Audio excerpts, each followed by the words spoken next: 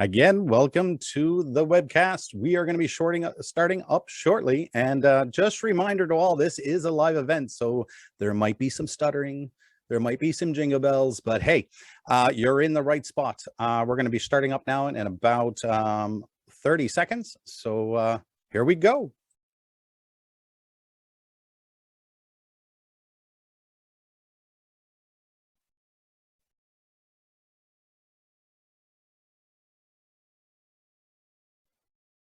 All right, Shane, are we ready to get started?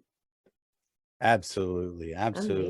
Hello, Alyssa. Hello. It's been a long time again. I know. I feel like we say that every time, and apologies to our loyal viewers, but thank you for joining us. And Shane, I think we have a few new names in the chat today that we haven't seen yet.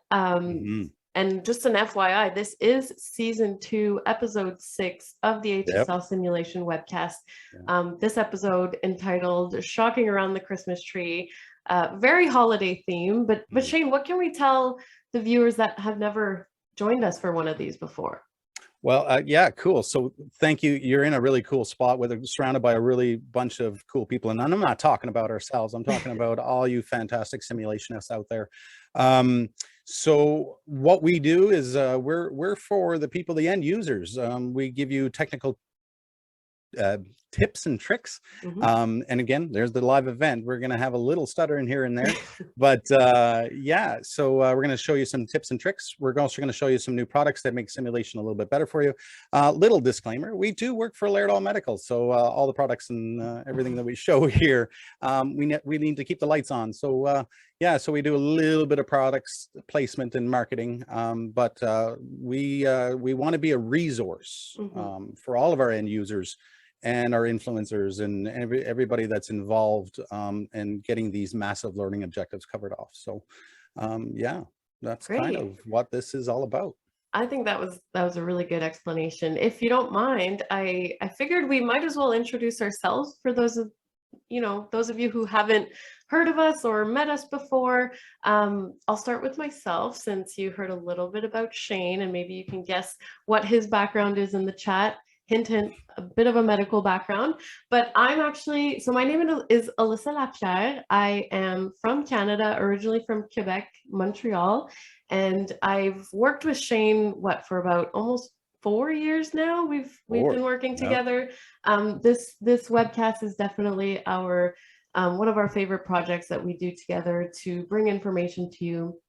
I specifically work as a product marketing manager in the resuscitation portfolio, but I'm still very comfortable with the rest of Laerdal's amazing products. And then Shane, on the other hand, I guess, is more of the medical expert in this webcast specifically. Now, expert, Alyssa, we're gonna back up on the expert part there a little bit. I'll be your medical consultant, but please remember, follow your policies and guidelines wherever you are, and I'll guide you along with what I know, and yeah, for sure. But yeah, so Shane, I like the specialist title. Exactly. Yeah, let's go with simulation specialist. I'm not yet expert. Excellent. No, exactly. Cool. So Shane has a background in paramedicine, for those of you that may have guessed in the chat there. So he's definitely an amazing resource, but not only a simulation consultant, but also really comfortable with our technical side and our service side. So I think it makes for a well-rounded group here. But I think with that, I believe we can maybe talk a little bit about today's agenda, so we can jump right in. So for those of you, again, joining us for the first time, we like to just set out this agenda so we kind of can go about the objectives of today's episode and what we want to cover together. And if there's any questions you have, feel free to put them in the chat. We're definitely trying to monitor that as best as we can. And the great thing about the chat is not only we might answer the questions, but you have tons of networking opportunities with your colleagues there, so they might even answer a question for you. We have, I could see Dave Shablack, which was one of our guests on an episode last year, who has his own podcast called Sim Geeks. So he's definitely a really good resource in the chat as well. So starting with products and services, I think one of the big reasons everyone's here, Shane, is for the breakdown, I would say, of LiveShock versus ShockLink, SimMan ALS, SimMan 3G Plus. We're going to really dive deep into that and try to answer any of your questions. And then we're going to move into a service called Managed Services, which will be interesting to some of you, maybe brand new to others. So we're going to talk a little bit about what that means and how it could look for you. Then we have another section of our episode surrounded on hot topics, so things you should be in the know of. In this case, we're going to be talking about Resuscitation Workshops, which are a program that are ramping up for 2022, as well as some new products and improvements. So we have some new updates to ShockLink, one of them being the new pediatric rhythms that Shane's going to walk us through. Yeah. And some software updates, which we definitely talk about, I believe, most episodes. We try to keep you posted on what new Leap softwares are available. Alyssa, you know what? That's mostly because I'm trying to keep you off the naughty list. Oh yeah, because last year we had a nice and naughty list. So I'm trying to keep you off the software naughty list. So when you call in tech support and they say, what version are you on? And you say 5 point something, they go, yeah. But yeah, let's get you on the nice list. Let's make sure you're up to date with all your software and your Windows updates. We probably will touch on again this in the new year, because that's always our New Year's resolution. That's true. Keep your things updated and hope for that to solve problem number one, which they usually ask as the first question is what version you're on. So just a little tip there. Shane, so what can you tell us about Client's Corner? What can we expect from that? Yeah, so Client's Corner is kind of like where we kind of really chill out. We really take the gloves off and we say, hey, do you have any questions? Not anything, it can be regarding the topic that we're on, but it also could be a question about any of the products that we have and any kind of support that you need. And we're really good at networking. We're really good at finding people either within our program or other simulationists, or and really getting in touch with them and getting some of the good solutions and good answers on best how to utilize these products and really maximize the impact. So that's where Client's Corner is. So stick around, because Client's Corner is a little open place, and you know what, there's a lot of people on. So if we don't get to all of them, we will 100% guarantee follow up with your question and see if we can find some answers for you. Yeah. Not too tricky now. No, exactly. Be nice. It's almost the holiday season. So yeah, no, we welcome everything. Bring it. Yeah, it's good. For sure. It's good. Another really exciting part, which I think a lot of you, that's why I'm here too. No, I'm kidding. We're not in part of the giveaway, unfortunately, but we are going to give some things away potentially. So you might want to stay in until the end, because again, this is for people who are live with us. So we'll give a little bit of a breakdown once we get to that point, what it looks like, what the prizes are. And then we have a really nice closing message from Neil Weber, who is the president of Laerdal North America. He sent us a short video that we wanted to play for you at the end of today. So that's just a nice little, holiday wish from Neil. So without further ado, Shane, are you ready to finally get into it? Yes. And I'm seeing all the comments coming in. We're reading them. Thank you so much. Karen, yes, I am a paramedic. I'm kind of chill with my paramedic. I'm no longer fighting on the front lines anymore. However, I applaud all of our healthcare workers that have been getting through this. And we can see some light, and then we get a little dim again, but then we can still see the light. So let's go. Thank you so much for everything that all you that you're doing, especially even the educators and the clinicians that are keeping the schools going, so that in 4 years time we're not looking for where did all of our nurses go. Oh yeah, COVID, right? Yeah, that thing. So yeah, let's dive in. So ShockLink versus LiveShock. So this is the two different things. So if you're ever wondering which kind of version should I go with, here's some great points, and I really want to talk about it. So ShockLink. So ShockLink is ideal for in-hospital, pre-hospital training. And there's some things that would really send you in the ShockLink direction, including some of the training pads are less expensive than the real ones. So that's good. Mannequin agnostic, so which means that you can use ShockLink on a different vendor's product. You can use ShockLink on our products. You can use ShockLink on a pumpkin or a Christmas tree or a drawing of a person on a table, this ShockLink can be used anywhere, that kind of stuff. And it doesn't say that in the DFU that you can put it on a pumpkin, but we're just going to go with that. Yeah, the ShockLink, if you're connecting it to your clinical defibrillator, it will require an adapter. It comes standard Phillips. But then you have to get an adapter to go with either Physio Control or Zoll. So you can always reach out to your CE or ask to get one quoted. And last case scenario, send us an email, HSL WebCast at Lairdal. I actually think it's a HSL at Lairdal.com. Yes, exactly. So there's that. So that's reasons why you go with ShockLink. Now, LiveShock. Now, these are only going to be available on certain mannequins. And so the one we're going to concentrate on today is SimMan 3G Plus. So it's the new SimMan 3G Plus that just got released, and he's coming with LiveShock. And we really want to tell you and let you know about some of the guidelines. But what this does is this really enhances the realism of your simulation when it comes to defibrillation. You're taking your real clinical defibrillator, you're taking your real clinical pads, and you are shocking the simulator. So so that is something that we really started to look at in regards to the adult learners, and applying the real things without any adapters. And the cool thing is that every defibrillator will work this way. So there's no need for adapters or anything like that. So that pretty brings you into ShockLink versus LiveShock. So on the LiveShock, you can see right there the two red circles surrounding. There's like two external gold discs. And those discs are really important to stay clean. And then you have to get really good contact with that. So when we go into the product demo that I have for you, I can really show you how I enhance that and really make everything work the way that it should.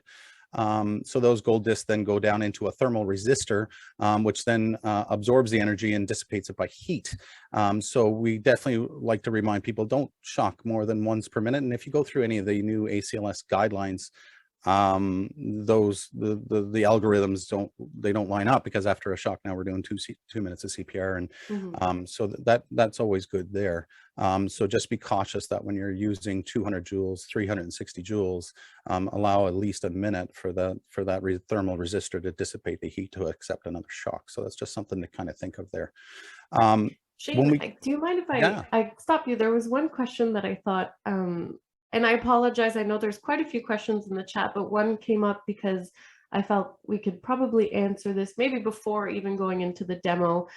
So the demo we mentioned is for 3G Plus, but someone is asking if we can quickly just go over if there would be any differences if we were having the SimMan ALS LiveShock in terms of, I guess, what that looks like. That's a brilliant question, and no, the gold disc will be the standard now for the SimMan ALS LiveShock. I just actually upgraded my old SimMan ALS, the one that I actually used ShockLink, and actually converted them over to LiveShock. So just letting you know that possibility is out there as well.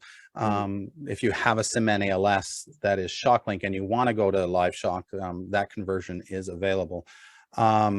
But no, essentially the LiveShock that's on the SimMan 3G Plus and the SimMan ALS is essentially the same in my visual inspection. Now, I could always go back to the technical team in Norway and really dive in a little bit deeper to find out if it's exactly the same.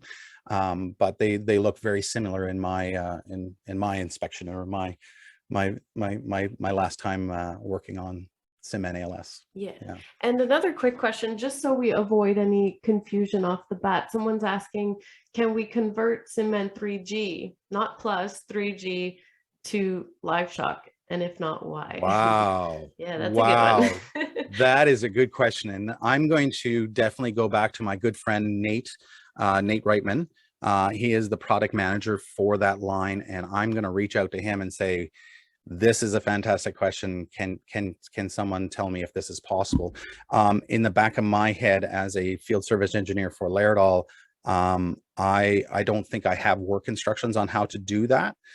So therefore I'm thinking it might not be available, but for me to say 100% is not available, I'd be lying. So I'll reach out a little bit more on that one. That's a fabulous question. Yeah, there's honestly some really good ones. It's hard to pick, but SimMan 3G, usually, as of right now, like if we were to do a mega code scenario with him, there is really no ShockLink. It's just, that's kind of, there's a few products that we have in our lineup that you can kind of control with Leap and integrate your defib through, I guess, what do we call them? Is it the same as posts. the disc, the posts? Yeah, the so it's a defib little bit posts. different. Yeah. And when I go into the sim lab, I have some defib posts there sitting on my great. bench, so I'd be happy to show you what Just the posts showing look the like. difference. Yeah, exactly. Absolutely. Awesome. Well, I think this was, for me at least, and this is actually, really I just seen a really good Shirley Jackson. Thank you so much for posting in there. You've had a lot of arcing and sparks when using LiveShock on 3G Plus. And that is exactly the question I'd love to see, and I'd love to address that today. So hold on tight, Shirley. Don't go anywhere. When I get into that sim lab, I'm going to show you how to stop all that from happening. Yeah. So Shane, are you ready to head over, and we can maybe start talking about some of those specific guidelines actually all right. while you join us in the sim lab. Perfect. Give me a minute and a half and I'll be there. Thank you. All right. Thanks, Shane. So Shane is just heading over to his sim lab right now, which is fully decorated to a very holiday theme for you guys today. So you'll enjoy that. But before he comes back on, this is some of the guidelines that we have around LiveShock and some of the best practices to kind of keep in mind when you're working with this product, specifically around disk and pad cleanliness and usage and things as such. So let's start with the first one being to keep the discs on the mannequins clean. So we're going to see that in a moment with Shane in the sim lab, but using mannequin wipes is a really nice way to remove residue that the pads leave on these discs. So more residue leads to higher impedance with this product. So ensuring that those are clean. And again, if you use the mannequin wipes, just ensure that those discs are clean prior to putting the pads back on. Using non-expired pads is also key. I know sometimes it's tempting to want to use the expired ones because they're available and potentially you'd think they'd be really good for training. But in this case, we're adding that realism here where you do have to use the non-expired pads. And this actually is one of the reasons that we've been seeing arcing and smoke. So definitely thank you for bringing that up. This may not necessarily be the reason that you were experiencing specifically, but just a little hint that this might be one of the reasons. So I believe Shane is on the other side. Hi, can you hear me? We can hear you. Excellent. Awesome. So Shane, we were just covering some of the guidelines here regarding arcing and smoking, and we were actually at one that I wanted to cover with you because Shane has a really nice way of kind of giving us a little tip of how he keeps track. So one of the guidelines is you can actually use the same pads up to 10 times, but the caveat is that you have to be shocking with less than 200 joules. 200 joules or less, yeah. Yes, sorry, less than 200 joules, so 200 or less. So Shane, what is your, I guess, tip for everyone of how you keep track that you've done 10 shocks, or what do you do that keeps it nice and organized? Yeah, so I'm going to be using a Physio Control 12 today, and I do have a new pack of pads.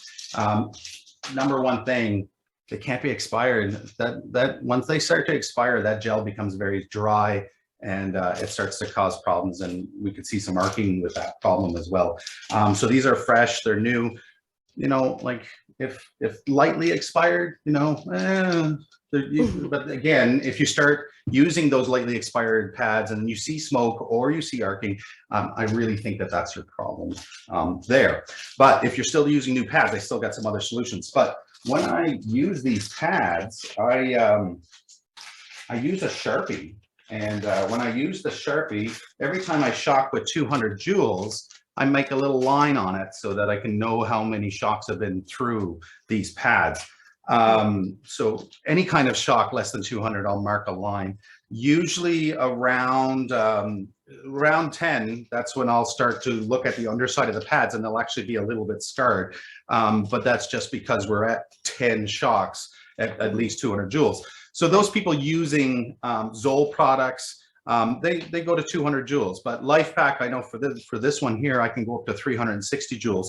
And if you do go up to 360 joules, these pads can only be used once. That's a lot of energy through this little pad. So that's another big note to keep in mind. Yeah, and that's actually the point right after. So again, after a shock of 360 joules, please do replace the pads. We can certainly send this maybe as a follow-up or on our resource page on the Laerdal landing page that we have for our webcast. If you haven't seen that yet on the resource library, you'll get kind of a link to it after this episode. And then the last two being, if you do experience smoke or arcing, again, Shane mentioned, replace the pads, clean the discs before the next session. And another important one is do not use additional gel. So Shane, what do we have to say about that one? Well, I mean, I guess the manufacturers put in the right amount of gel, the science, the chemistry, the physics of defibrillation, and they put in that right amount of gel. And I just wouldn't want to put in more gel and then that gel to be spreading out past the adhesive edges and then allowing for an arc to escape as well. So I think that's really, and it just really makes a big mess. So yeah, I would never go with extra gel for sure.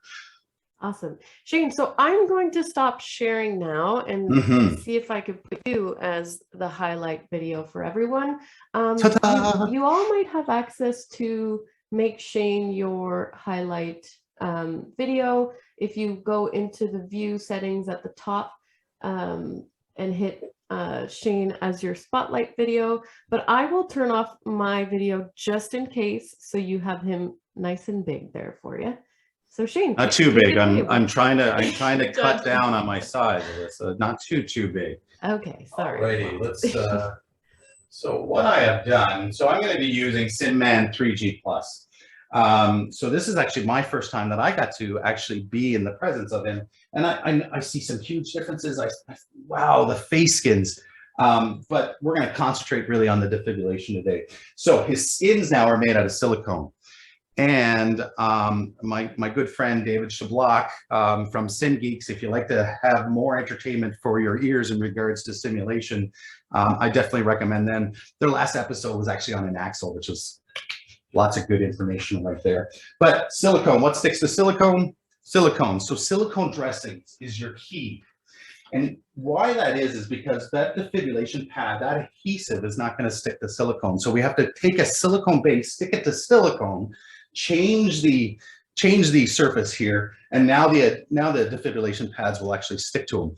And the cool thing is once you start to peel back these defibrillation pads, I know with these ones for sure, they come with this like nice little sticky back, so that when I want to just shock them once and then leave that scenario and then use these again, I could just take the silicone dressings, which will stick to this once I stick this on. That's going to take it with it, and this gives you some backing to put all this back on once you're finished. Shane? Yeah. So you put those silicone dressings there. Did you cover that metal piece? Good question. So no, that silicone dressing, what I did is I placed it over top, and then I used I used a scalpel that I bought at Michael's and really crafted it out. Notice Michael's Craft Store. This we're not sponsoring. We're not sponsoring Michael's at no point, but yeah, no, I just cut a hole around there then, and then I just used a little bit of mannequin cleaning to just clean that gold disc to make sure that there was no extra adhesive on there from that silicone dressing. So I'm just taking my new pads and I'm applying them. There you go. Actually, I could have moved that one down a little bit, but I think that's good. All right, so that's all nicely sticking to that dressing. The new pads are on. They're plugged into my defibrillator. There we go. So I also have my 3D ECG hooked up as well, so then we can also look at some of the pacing features that we're going to be able to do. Great. I think someone in the chat was asking about pacing and cardio version. So yeah, so we're going to get right into that. I programmed a scenario into this mannequin, and I don't know if all of our simulationists out there know that with everything that we touch, that it almost becomes a button, and that button then goes back to the Leap PC, and then that Leap PC can register it as event. So I can actually make a scenario based on the buttons I push out here, so I don't even have to be in front of the laptop. My students used to love it when I joined them because then they think, oh, well, you can't do anything. You're not behind the computer anymore. As soon as they figured out that, oh, I'm the Confederate, I'm just going to hold my patient's hand, and I can use the radial pulse, the brachial pulse, femoral pulse, pedial pulses, dorsalis, tibialis pulse. I can use all those buttons, and they can actually trigger different events inside my scenario. So today, I got him in normal sinus here now. I'm going to hit his radial pulse here. And all of a sudden, this patient's now gone into SVT. I'm feeling very dizzy. I bet you are. I bet you are feeling very dizzy. So what we're going to do right now is we're going to do a synchronized cardioversion. It's a narrow complex QRS. So I'm going to do a synchronized cardioversion at 100 joules, just to, again, follow your local policy. This is not a medical teaching. This is for fun. We're going to shock him now here. So I'm going to sync. Bring my energy down. I'm just going to do 200. I'm going to do 100 joules. Charge. So my defib cable, everything is connected. Everything's good. No big contact. Everybody's clear. And shock delivered. So shock delivered is recognized. I have this scenario that once it recognizes a shock of 100 joules. Oh, and he feels better now, even though I didn't give him much sedation for that shock. He probably would have been a little bit madder. Cold turkey. So now we got a normal sinus rhythm now. So that shock was delivered. So that was all good. The next one that we're going to do is let's try some pacing. So let's slow you down there, partner. Let's see.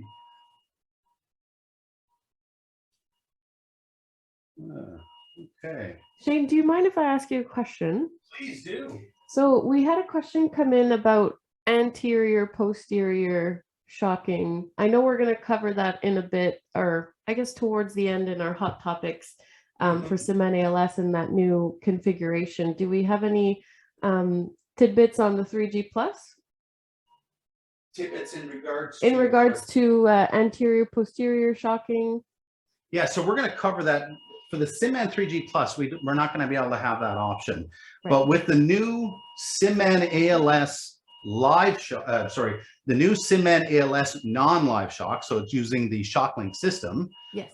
We are going to learn that we can actually take those pads now and do an anterior-posterior position with the SimMan ALS. Yeah, so we're going to see that in a little bit. Yeah, I just wanted to throw that out there in case there was others that were wondering about anterior-posterior. Perfect.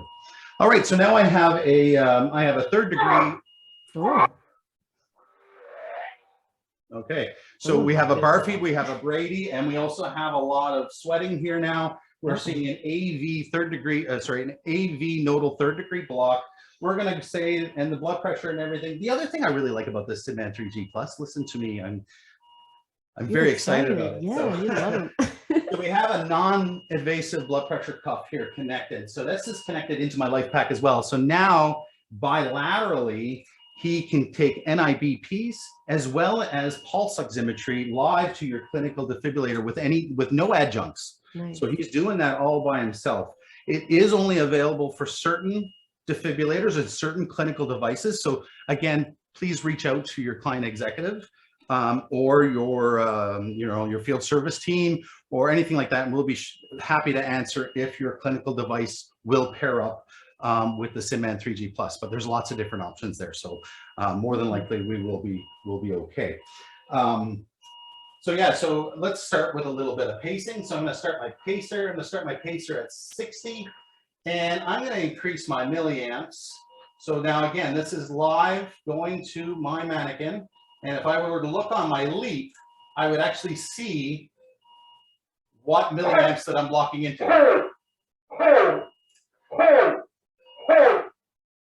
There we go. So Is he I secretly was just Santa, doing that or- as a little bit of fun, that once the simulator picked up that the pacing started, I Yeah. just had a little bit of sound for all the pacing that he's going through. Right. Again, I'm really sorry. I haven't given him any sedation. So that would definitely be recommended at this point before this patient got really mad at me. But I'm going to go ahead and turn off that pacer. But you can see the pacer spikes. I have electrical capture. I can go back now and check for mechanical capture. And this mannequin will actually do that, so that once we go over the threshold of the pacing capture, we can also then, the femoral pulse will start to respond as per what the pacer is set at. Right. So that's that. So now let's take you out of that, my friend. And we're going back to the initial state. The last thing I was going to show you is I was going to do a full defibrillation so that we can see the 200 joules. So I have it programmed that if I touch the left femoral pulse, he goes into a VFib arrest.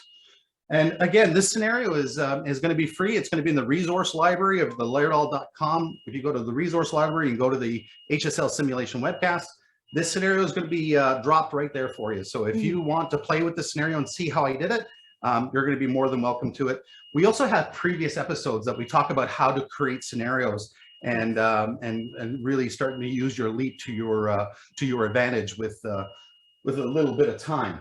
All right, so now we have VFib. I'm going to go ahead and let's go 200 joules. So again, I'm going to start to remember even what I did. So I shocked him twice, and now I'm going to hit him now with 200 joules. And here we go. So there's my VFib, 200 joules. I'm clear, everything's good. Yeah, there we go. Shock, no arc, there is no smoke. Again, it's all about how these pads are connected in, and really using those silicone dressings on the SimMan 3G Plus. So yeah, so that's there. He's shocked. He's good. Well, he's not good. He's still in the. He's still in a little bit. Still in a not very funky happy mode. rhythm here. But I can always just.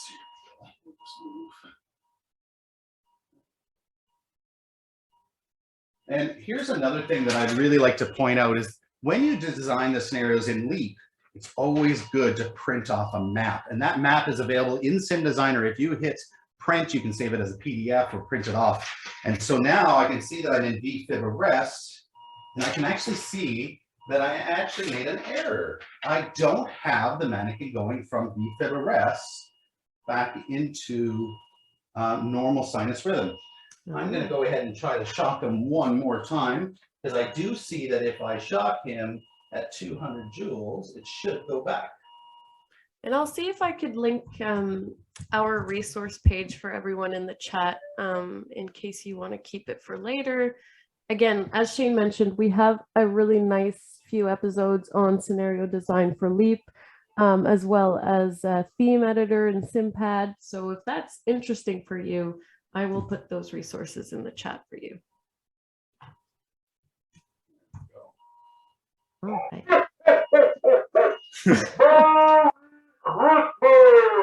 There we go. So Oh, thank you. that SimMan is 3G Plus. my little bit of a product demo. Does anybody want to see anything else? Is there anything else you want me to show you? But when I was taking, while the chats are kind of filling in, how are we doing for time, Alyssa? I think we can get going, and we can also take some questions. Whatever questions we cover here, we might take out of the client's corner, but that's okay because we have you live with us. So I'm just checking if there's any very pressing questions right now. There's a lot coming in. So Glad this is all good. So if it's something regarding this, great. If it's something regarding something else, oh, there's a good one actually. Since you were talking about scenarios, there's one saying during the scenario, I can imagine learners will be pressing these pulses. How do you override this so they don't change the scenario? Absolutely, that's a great question. So a lot of the times what I'll do is I'll hang out down here at the lower leg, and I'll just tell the students that I'm the patient's advocate, confederate, and I'm just going to be here massaging their feet. So I actually just stay there and just hold the foot. And, you know, I just kind of slap their hands away if they want to come. If they ask me, you know, what the distal PMS or the any kind of circulation issues, I usually just look at the foot, just say, oh no, it's good, or it's +2 or +3 or pitting edema, or yeah. So that's the only time that I will kind of deviate from making it realistic. But I like to be somewhere where I have at least 2 buttons so that I can increase things or decrease things just by the 2 buttons. Okay. That's a great Another one that I used to like to do a lot as well is that I'd be stabilizing the arm, and every time I touched the radial pulse, I had them scream, especially if they had a fracture over here and they were manipulating the arm. I just hit the pulse and he'd scream. So again, those buttons can be used for a lot of different things. Not only the buttons on the computer, but so much the buttons out here. Now, am I more impactful behind the computer? Absolutely. But if I'm just doing a very simple scenario, or I have the way just to build a ladder scenario so that I can go from this rung to this rung to this rung, or that rung to that rung to that rung, then these buttons become very useful. Okay, yeah. Sorry, I'm just reading questions, so these are great. I guess, yeah, no, you kind of answered that one. Someone was asking what happens if you're working in the control room. So, I mean, if you have access to your Leap computer, you're probably good to go. Yeah, if I was in the Leap, if I was behind the computer, I wouldn't design the button technique here.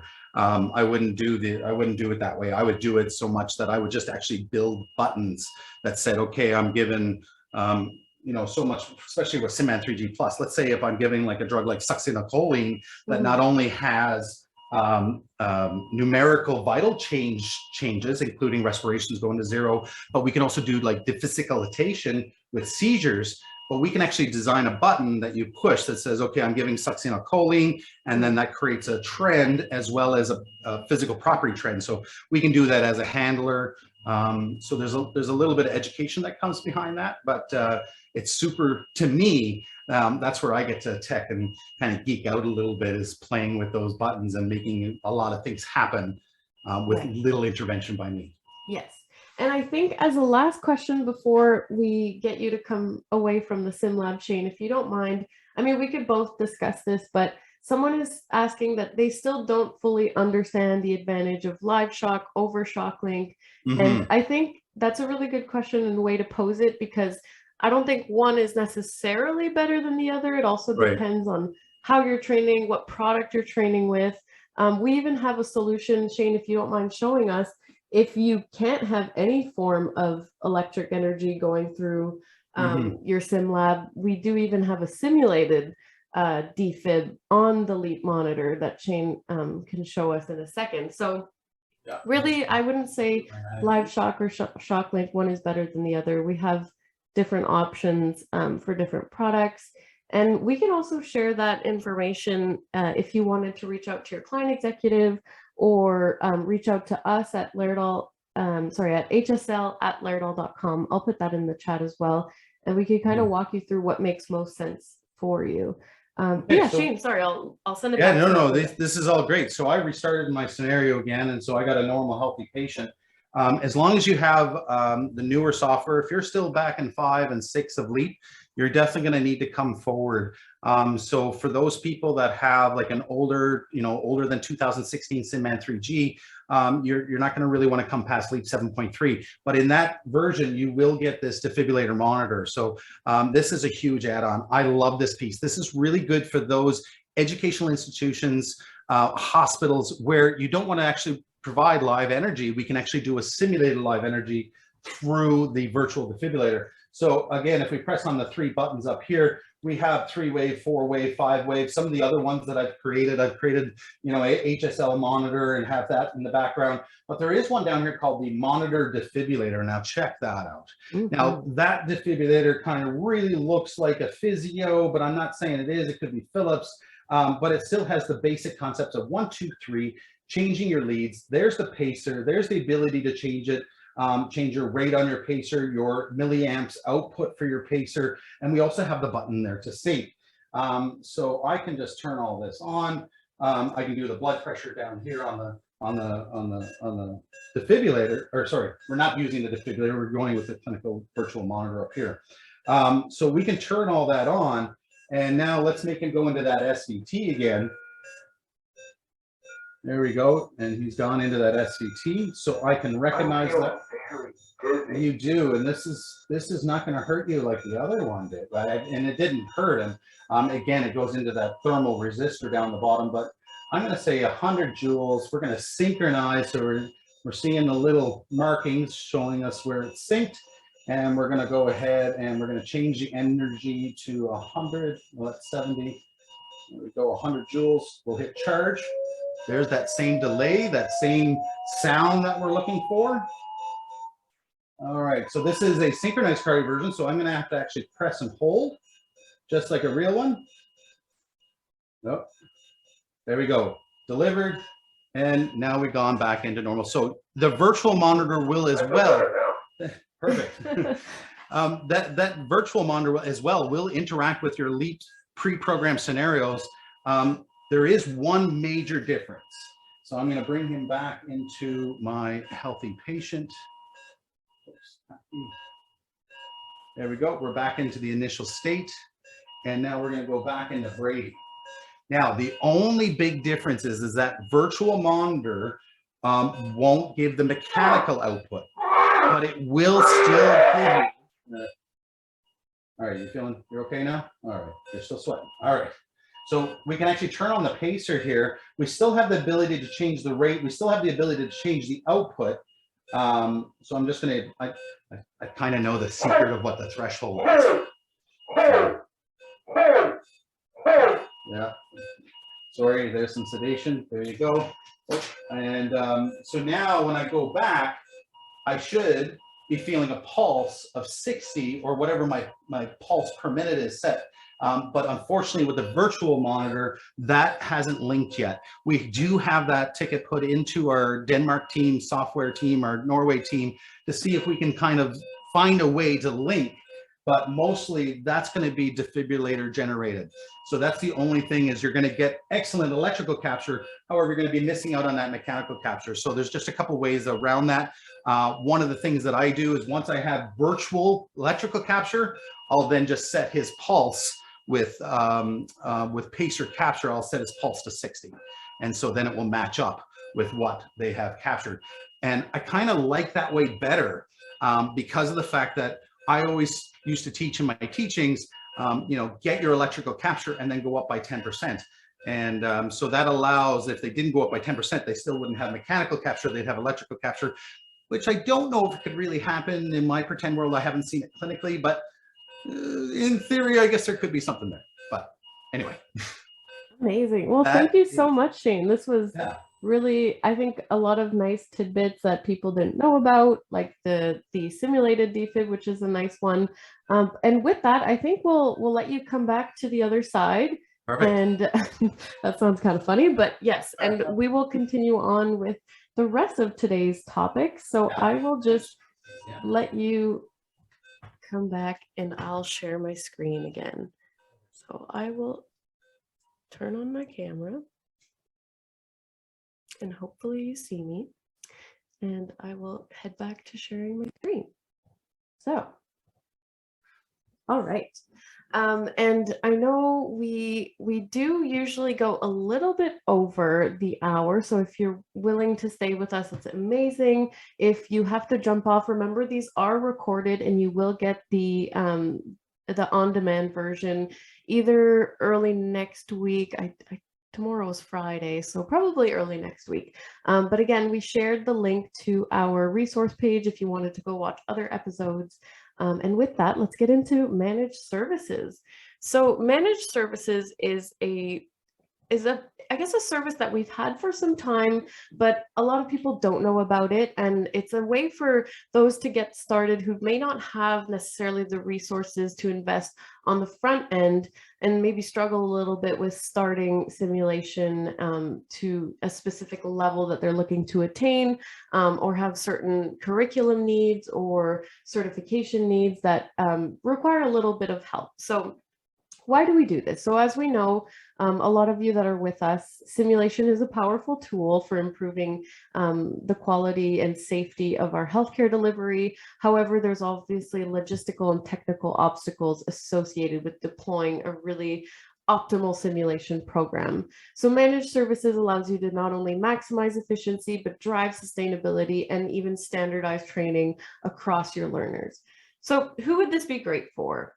We think that organizations that are looking to verify competence, whether you're looking to have a group of docs come back and get evaluated on competence like sedation procedures, emergency airway preparedness, and obstetrical certifications and competence verification. Organizations are looking to collect data on these simulations and evaluate that competence to then deliver certifications to their clinicians. Or even organizations that are really just wanting to get started in simulation but don't necessarily have the staff, the fleet of simulators, or just the resources to handle high turnover, new technicians coming in. So this is a really great solution for that. So what do these services really offer? So one of the main things is the simulators. So one of the parts of this managed service includes the technology, the LEAP software that is included with that. So everything that really makes the simulators work. The other great part is operators and technicians. So someone like Shane doesn't necessarily do this, but someone like Shane who has a really strong technical background in our simulators know how to build scenarios and can really operate these in a super efficient way, as well as scenarios. So a programming solution that ensures that the quality of your simulations and the needs are met based on what your objectives and outcomes are. So with that, I do have a short video that we wanted to play just to kind of put everything together and into perspective. So I'm just going to let this run. And if there isn't any sound, please let me know. I do have my shared sound on, but write in the chat if you... Hospitals have discovered simulation can be used to help improve patient safety. Nursing schools are addressing clinical placement and clinical quality challenges, and long-term care facilities use simulation to meet the needs in the changing reimbursement environment. Despite the many rewards, some organizations still struggle with implementing or sustaining an effective simulation training program. Some of the challenges include difficulty proving return on investment, maintaining competence in using the equipment, getting buy-in from leadership, and managing ongoing equipment maintenance and software updates. All these challenges must be contended with when building a simulation program. That's why we created Laerdal's Managed Services Program to help break down those barriers that can hinder results. Laerdal's Managed Services Program provides simulation resources and assistance that allows rapid deployment of simulation initiatives. No matter what your curricular needs, we can deliver the appropriate turnkey training solution that will help you prove a fast return on investment and produce measurable outcomes. With our Managed Services Program, we bring a flexible and sustainable solution that can meet unique training needs to ensure an organization's success. This full-service program can deliver a complete mobile simulation solution, where Laerdal will deliver, unpack, set up, operate, and remove all the equipment needed to facilitate your simulations and even assist in the development and implementation of your content, or is entirely customizable and can bring any combination of simulators as a service, a technology solution that ensures sustainability of equipment. This eliminates the need for dedicated space to store or resources to maintain simulation equipment. Simulation operators as a service, a staffing solution that ensures qualified staff to run simulations. Laerdal will provide a professionally trained operator who will lead the on-site logistical support of Laerdal equipment and will run your scenarios. This eliminates the need to onboard a full-time staff member to facilitate your simulation training and allows your educators to focus on teaching. Scenarios as a service, a curricular solution that ensures quality simulations that meet your learning objectives. You may choose from a selection of expertly programmed scenarios, or Laerdal can program your identified scenarios, saving your team countless hours in designing and validating your patient cases. Giving you the ability to choose from any combination of these services is what allows us to deliver the ultimate flexible and sustainable solution. Laerdal's Managed Services Program is important to the success of your organization because it reduces operational risks, improves cost management, and simplifies training initiatives. Through a consultative approach, your Laerdal representative will help design the managed services program that meets your organization's needs.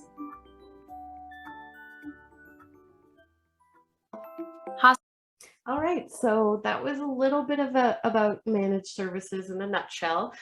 We just wanted to kind of put this out there as we've had requests for this kind of service, and just making sure that everybody is aware in case it could apply to you or be helpful to you. So we did put a QR code here in case you have your phone on you and you wanted to link to the managed service page and learn more. Otherwise, you can feel free to contact Shane, myself, or even your local representative if you know who that is. So moving on to our next section, Shane, which is the Resuscitation Workshops. This is a program that you might be hearing a little bit more about moving into 2022. These are programs that have been running for the last few years, although the pandemic definitely took a hit to this because, again, we couldn't do things in person. But as we ramp that up, you might be hearing more and more about this. So we called them Santa's Resuscitation Workshops for the purpose of this episode, but they're not Santa's, don't worry. There are resuscitation workshops, and they're built around building high-performance CPR teams. So we do not have elves, just as a disclosure, that will be running these workshops. It will be our regional channel managers, if you're familiar with them, a great group of really, really awesome people who run these workshops. And let's learn a little bit more about them. So these are designed to help organizations, departments, and agencies improve team performance, specifically in resuscitation, to help increase survival rates from out-of-hospital cardiac arrest. So what can you expect from a workshop as an attendee? So you can, you'll learn how to use science-based measurement, assessment, and feedback to improve CPR skills as a baseline. You can plan for team roles, responsibilities, and processes using simulation. You'll learn how to simulate the change in environment to develop situational awareness for your teams, foster assertive patient safety-centric communication. And also, because we do have often different agencies and groups joining these workshops, it's a really nice way to network, but also change teams or environments to promote adaptive behavior within these high-performance CPR teams. Yeah, so I mean, let's just go back to one of the HSL webcasts that we just did. Yeah, if you want to go back through previous, we actually had Mr. Mike Helbach on from the Resuscitation Academy, talked about high performance CPR. This is kind of like a workshop for that. Is that what this is, Alyssa? So the Resuscitation Academy, they actually do a form of this workshop within, the Resuscitation Academy. So they do a lot of things quite similarly in terms of they use, actually as a standard, they do use the Resuscian QCPR. They use our QCPR technology with SimPad. So it is quite similar, but we actually partner a lot with some distributors or customers, agencies. One really great example is Davy Fire down in Florida was one of the pilot groups that we ran this with, and they actually adopted the high performance CPR training program within their agencies and saw a really big improvement in ROSC rates, which we'll look at in a second. But there's some good benefits, and I also see Karen wrote, can these programs be used for PRN? So I'm hoping you're talking about this. If not, please correct me. But I also just want to mention, since we're on this page, who this can apply for and who these workshops are built for. So people might think, oh, EMS, fire, law enforcement, dispatcher, but really hospitals are included. I mean, you should hopefully be training for these types of events as well. And cross training is so important. Working with your local EMS. Alyssa, but wait, this is sounding good, but too good. Yeah, but like, what do I gotta have in my bank account to be able to afford a resuscitation workshop? Question. Yeah, they are quite expensive. Yo, there's the money. Yeah, so the workshops, which is, I guess, an added bonus, is that they're free. They're really around building this concept and working with you guys to enable a change in Save you know, lives. and save lives. Really, Yeah, that's so the goal. this is right up our mission, like help save more lives, right? Yeah. So the workshops are free. This Yeah. is ways for you guys to save lives in your communities. This is a way for us to help save lives by getting this workshop. So this is a big circle and a really awesome way to cause like cultural CPR, bystander CPR. So Yes. And I very see cool. someone's asking, where do we sign up? So great question. Great question. If you, yeah, so if you guys want to email us, actually, Shane, do you mind putting hsl@lairdal.com in the chat for everyone? Please email us. We are, again, I said this program is rolling out and expanding in 2022. So we will have a landing page for it on our website. We will have a way to sign up directly from the website as well. But for the time being, I can definitely put you in contact with the team that runs these. And they've had such success with quite a few. Actually, they ran one last week, actually, Shane, Kathy, with Master Medical Equipment. Yeah, I just seen her post on Facebook. Yeah. Awesome pictures, Great awesome job. Yeah, so it was on it's LinkedIn. Definitely, yeah, still going. We're just ramping up to open it up to a bigger audience because we were more so in a little bit of a pilot there. Pretty cool. And just as a kind of to give you a little perspective on the impact so far, and again, this is fairly new and we kind of had to halt during COVID, unfortunately, even though this is such an important part of survival, obviously, but we've delivered 66 workshops, which translates to 379 departments trained, over 6,000 participants trained, and ROSC rates have reached upwards of 48%. So this is a really big kind of overview of the impact that they've brought so far to the agencies that have been involved. So if you're interested, again, contact your local CE or Shane and me. We'd be happy to put you in contact and potentially get your organization involved in one of these really fun events. So. And hey, if you're in some tropical island somewhere beautiful, I would love to learn how to do a resuscitation workshop and deliver it to your because I have snow, I have cold. Somewhere warm, maybe outside. Yeah. Yes, please. All right, Shane, I'm gonna hand it off to you for our last portion before we get into Client's Corner. Cool. So yeah, no, this is a big thing that I've always heard about ShockLink is there was no pediatric rhythms. Well, we have, you have said, we have heard, and now they are there. Unfortunately, we cannot do the magic on the remote. However, you're going to find that the app that's on your Android or on your iPhone or wherever you have access to the Google Store or the Apple Store, you're going to be able to get this app. That app is a ShockLink. It is free. There's no charge for it. So just go and grab that. I find that the app works better than the actual remote because the remote is line of sight versus the app uses a little bit of Bluetooth there to help us out. I find I get more distance. Please, throw it in the chat box if you find the same thing or if you find something different. But I've always found the app was better. And now the app is even better again because it has those new child and baby rates that we couldn't achieve before. So thank you so much for bringing that out. That's a big add-on. The other thing that you're going to find with the SimMan ALS, if you have a SimMan ALS that is not LiveShock, when you get a new skin come in a preventive maintenance or you order a new skin, the pads are now changed. Before they were like little tiny plates that were underneath the skin, but instead what they're doing is there's better connectivity. There's also the ability to change from an anterior posterior position, as you can see there in the picture 3B. Down in 3A, we have the typical like the apex and the lateral one there. But you're going to see that they plug in, and this is the only difference is that instead of having the plates, they're just using an upside down version of the ShockLink, and then your ShockLink that gets then sandwiched on between. I think we can see a picture of that there on the right there, where this is using an adapter into a ShockLink, and then these pads, you can see that the dotted lines are the ones that are underneath, and these pads just go on top. And that's how they're able to communicate the rhythm. It's also how they're able to communicate that bradycardia. So pacing is still a very viable option. Our mannequins that do this is like SimMan ALS does this way. SimBaby does it this way. So just to keep that on the lookout if you get a new skin come. Change is not always bad, especially where now we have the ability to change the placement to what we want versus what was stitched into the the skin. Yeah. Yeah, awesome. Thanks, Cool. Shane.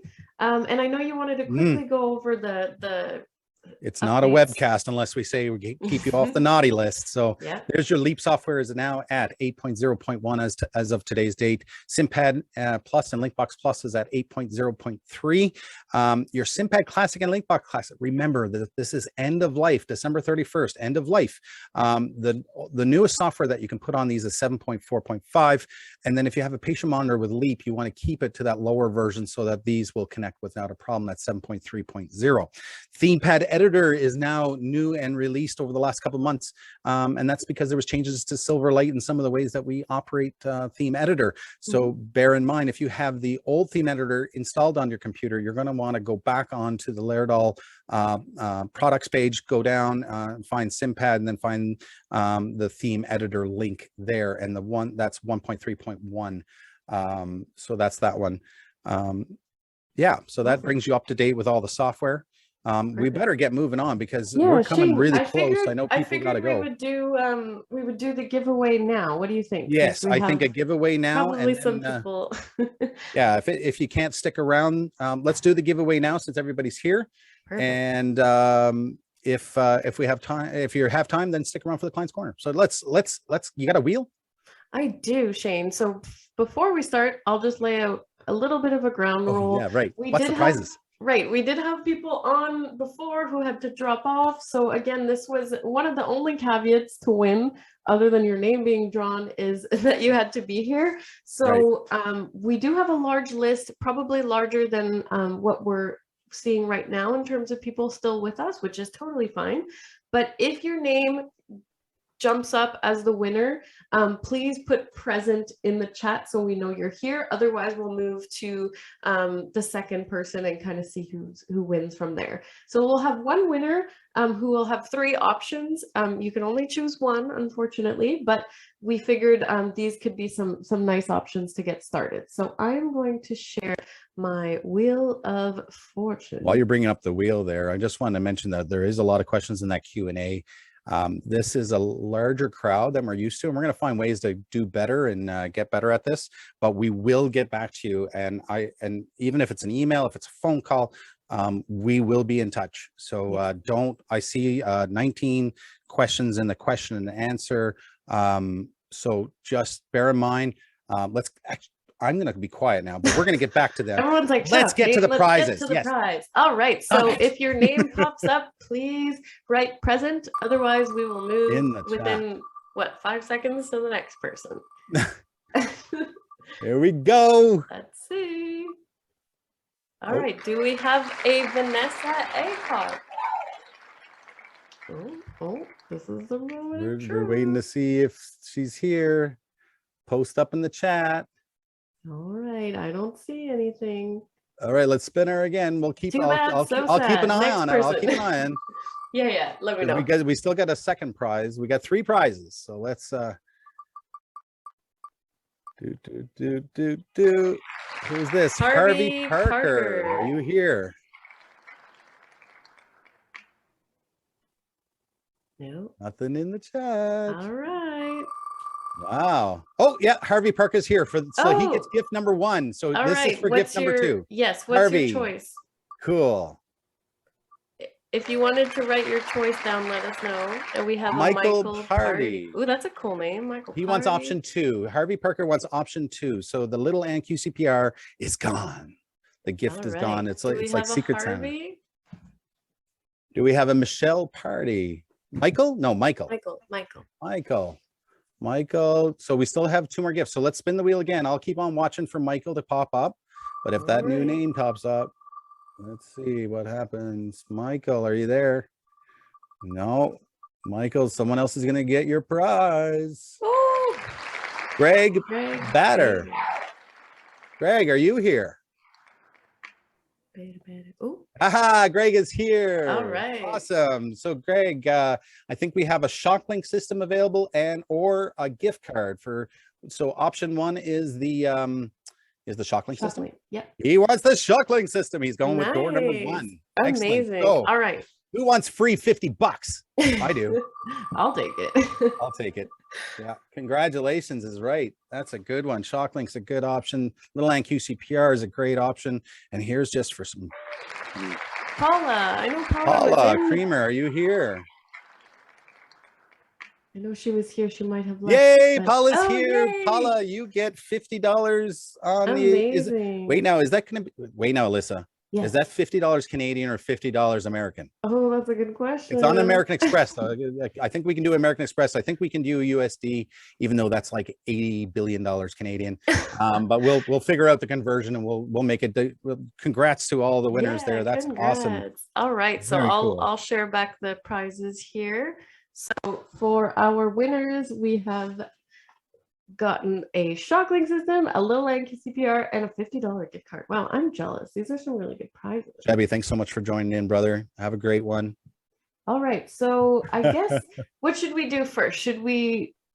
I guess we could always filter questions later. Did we want to go to Neil's message for everyone? Let's play Neil's message and then we're going to do Client's Corner and we'll stick around as long as you got questions. as long as you guys got questions. Well, I mean, there's a And you certain can time review that I the have to feed recording. kids and stuff. Yeah, we have a recording, so we'll get that to you. All right, so I will make sure my sound is on. Yes, it is. Perfect. All right. So this is what Neil has to say. Hey folks, I'm Neil Weber, President of Layered All North America. First of all, I hope you really enjoyed the latest Helping Save Lives webcast. The team does a fantastic job every time with those. Secondly, I want to acknowledge all the great work that you, our customers and partners, have done over the past year. Clearly, we have made progress against the threat of COVID-19, but I think we'd all acknowledge we have a long way to go. And I just want to reinforce that we are here for you, hoping that we continue to make progress and we have even better days ahead. Wow, And cool. Thanks. Yeah, Neil. and with that, I mean, we all wish you happy holidays, some great time with your family, and maybe a few simulators, who knows. But with that, I think we can probably head back to the Client's Corner and see if we can answer some any questions. But again, feel free to hop off if you have to. This is recorded, so you can always come back to watch the questions that were answered. Shane and I might just discuss what we have there, so you can kind of hop off and we'll go over what's in the Q&A right now. How's Perfect. that, Shane? I think that's a great idea. Thanks again. Happy holidays, everyone. Congratulations to our prize Our winners. Yes, We'll we be will reaching out contact to you. Mhm. Yeah, we'll be reaching out to you and find out what's the best address to send your prize. Yeah. Yeah. Oh, So let's does anybody that actually sticking around right now, so other than the ones that we have in the Q&A, is there anybody that's still online right now that has some questions for us that we can answer live? Mhm. Maybe simulation induced questions though. Not too many questions about life. Thanks to all. Greetings from Columbia. Columbia's College, Columbia State, Columbia University. Columbia. Columbia. Nice. Columbia. Thank you so much. Oh, Sur America. So Alyssa is going to be your friend because she will definitely be able to converse with you. a Sí, little bit gracias more. por venir. Awesome. Thank you so much, Fazard. So glad to have you on board, brother. All right, Shane. Well, maybe we'll start with what's Yeah, in let's do the Q&A. questions and I know answers I in know the we Q&A. had gracefully Dua and David answering some Q&A questions, but I feel like Awesome. there might be a few we missed. So thank you so guys. much. All right, so let me know and I can type them in here if needed. All right, so I'm going to open up the Q&A and I see that, so I have the same question. Okay, let's see, open. I have the same question. So as you stated, we've been told by Laerdal that ShockLink pads can be placed on any inanimate object. However, we found pads don't work unless there's an internal receiving ShockLink pads. Have we been misinformed, or is there a user error? So I think what's happening here is when you apply, you have to use the remote. And if you're still on, Hannah, I'd really like to know, because the remote is going to be the key, because the remote is going to be able to tell you, tell the ShockLink that then sends a message to the defibrillator showing what rhythm it is. So the remote is definitely key. Making sure that that battery is placed inside that compartment correctly. So when you remove the little white circular round object that holds the battery in, there's a picture of the way that the battery goes in. I think it's positive down. So always go back to the picture, but I think it's positive down. And then when you close that, you should see like a blue and white light. And then you should be able to use your remote to change the rhythm. And then it doesn't matter. The pads don't even have to be attached to anything. You have to, there is a button there that says pads connected correctly. And that's something that I even miss out on sometimes, where I'm looking and there's nothing coming up on my clinical defibrillator or monitor.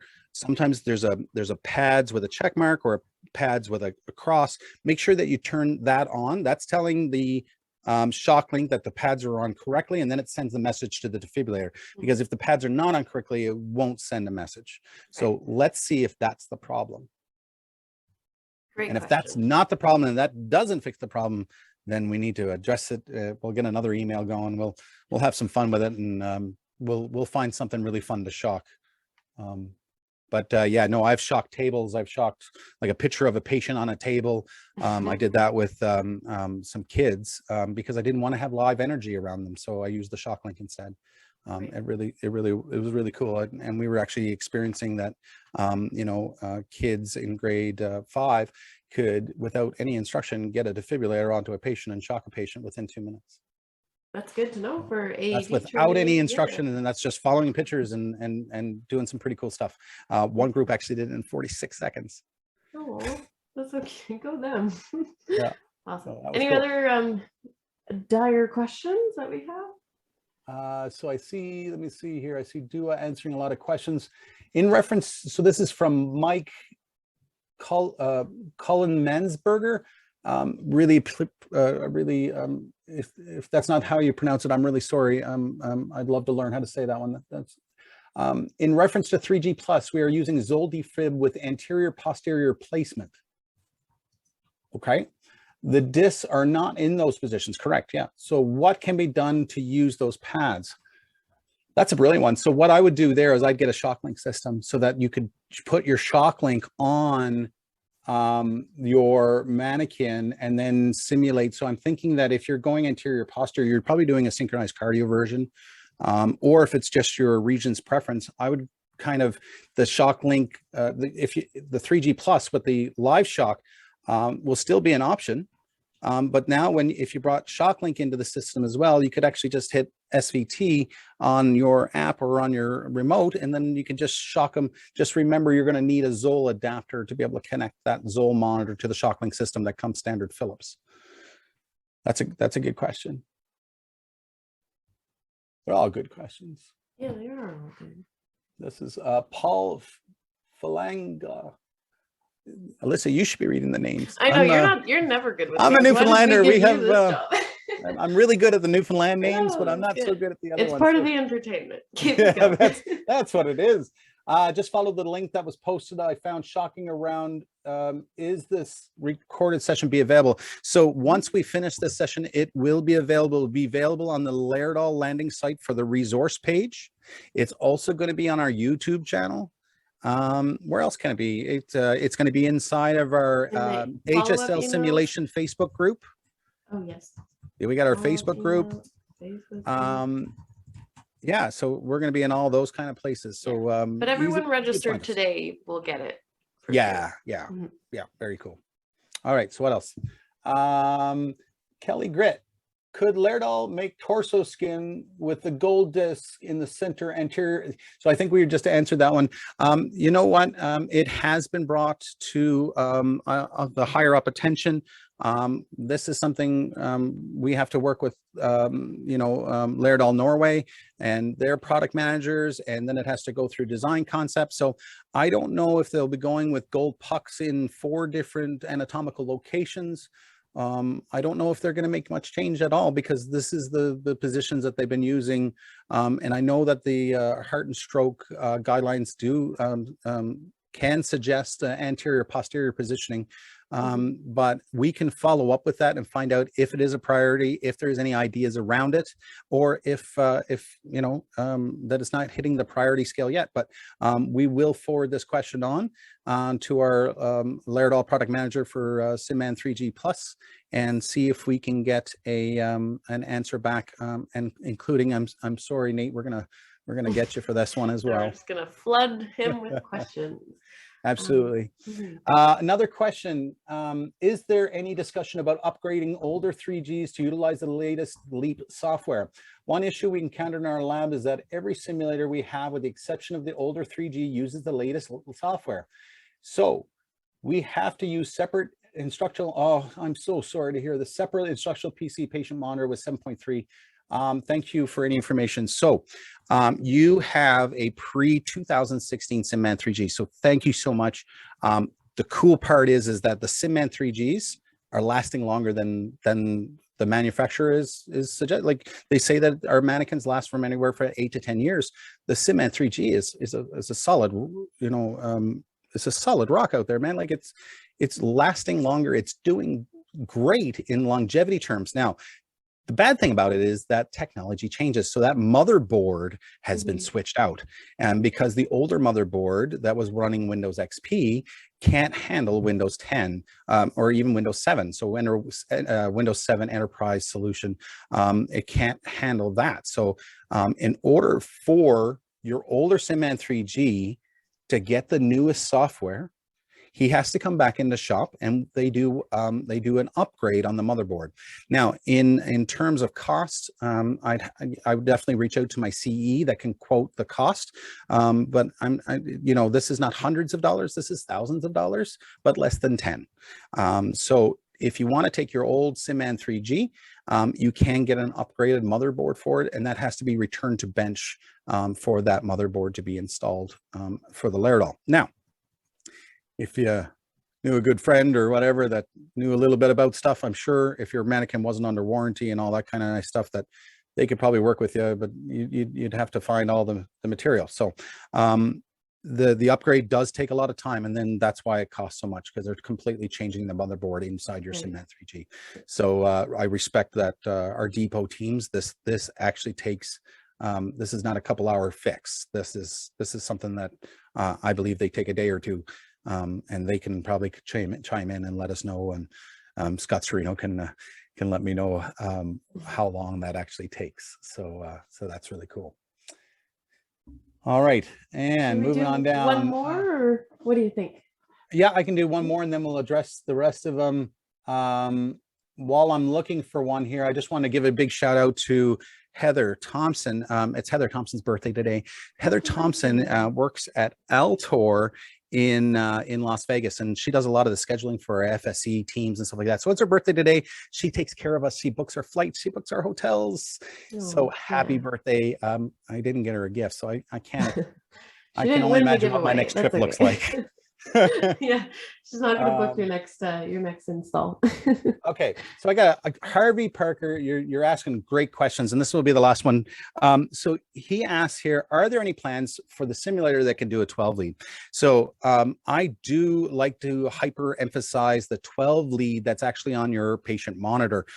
So the 12 lead is actually projected from your 3 lead that you have set, and there's actually some rhythms there that you can pick that has like inferior ST elevations. Or you can do lateral, and you can really play with, and you can actually see the reciprocal changes and all that kind of nice stuff in the 12 lead. And the other thing I like about that 12 lead is that it's crisp, which means it has no other hidden comorbidities or hidden like little things. And because I used to print off 12 leads from Google, and now and then I'd get this super keen student that come along and say, yeah, but there is a right ventricular Purkinje fiber that's out of whack or something. And I'd be like, super cool. but in my world in paramedicine, it's something we monitor but not treat. So we kind of stay away from some of that. So that's why I really like these 12 leads that are coming up there, because they're crisp, they're new, and they don't have any kind of hidden, delta waves and all this other fun stuff. So that's where we'll end that. Another good friend of ours too, Alyssa's birthday today too, is Mohsen Mahadi. He used to work as an FSE for our team, and I just want to give another shout out to him. Anybody else's birthday? Yeah. On anybody on the Might chat? as well Anybody do the birthday? rounds. All right. Well, it's your birthday soon, Shane. You're a Let me just go December back to the baby. chat. So that was the questions and answers. Can 3G essentially be converted to LiveShock? Oh, that's a good question. It is not 3G available. Sorry, who? Essential? Was that the question? Yeah. So let me tell you who asked that. So Thomas Hagen. Can 3G essentially be converted to LiveShock? I don't believe he can be right now. I do believe once SimMan 3, I don't even want to say that. That's another one that we can mention up the ranks and see if there is any thoughts about it. Again, as an FSC, I don't think I have a work instruction for installing LiveShock. The only one that I have a work instruction on right now that I'm doing in the field is the SimMan ALS ShockLink over to LiveShock. Right. So that one there, I have work instructions for and can provide. A lot of the times we send it into depot because when you upgrade that, you're going to need a ShockLink, because the actual ShockLink module goes inside of SimMan ALS, so it's no longer an external component. Perfect. Perfect. All right. Well, I think Yeah, with no, that, everybody, there's still like about 50 people with us, so thank you. We're just babbling on. Passion but and remember, motivation. this It's is- not even Friday. One day away. Yeah, one day away, and hopefully everyone has some amazing holiday plans. And please stay safe from any other variants that are coming out. But yeah, I hope you get to be with your family and loved ones. And we wish you happy holidays. And again, if you have any feedback for us specific to the webcast, future episodes, Make it this better. one, how to make it It's better. all about you guys. So Yeah, let's we try to are flip it. open to hearing from you. If you want to email us your suggestions, actually this episode, Shane was really just getting bombarded with questions about the 3G plus, the LiveShock versus ShockLink questions. So as we can see, it was definitely popular because we had a lot of you on. So we can do it again. Answered. So yeah, we could do it again. We could do a part 2 because there's obviously a lot of things that we have to get back to everybody with. So we might as well get all those answers for you and come back. Love all the comments, folks. Yeah, we're gonna do this again, so stay tuned. We have a new year coming up, a new season 3 will be coming up for the HSL simulation webcast, where we're probably gonna get a new logo. We might even change our name, but hang tight. We will make this better and make this more about you guys and get some more tricks and tips out there on how to use our products. Alyssa, thanks so much for hanging out with me for the last little bit, and always a pleasure. Yeah, happy holidays, everybody. Happy holidays, everyone. All right. Bye for now. Bye for now.